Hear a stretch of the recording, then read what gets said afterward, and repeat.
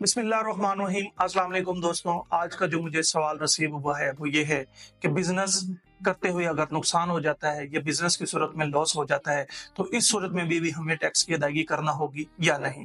तो मेरा जवाब होगा जी हाँ, आपको टैक्स की अदायगी करनी होगी। और मेरा जवाब होगा जी नहीं, आपको टैक्स की अदायगी नहीं करनी होगी। आप देखें कि अगर आप बिजनेस एनुअल गोशवारे फाइल करते वक्त आपने प्रॉफिट एंड लॉस जनरेट करना है और इस प्रॉफिट एंड लॉस में अगर आपको लॉस हो जाता है तो आपके ऊपर कोई टैक्स नहीं चार्ज होगा। तो अगर आपको प्रॉफिट होता है देन ही आपको टैक्स चार्ज होगा। लेकिन आप होल द फाइनेंशियल ईयर जो आपको एडवांस टैक्सेस हैं, क्वार्टरली टैक्सेस हैं, वो पे करने होंगे, उनकी अदायगी करना होगी।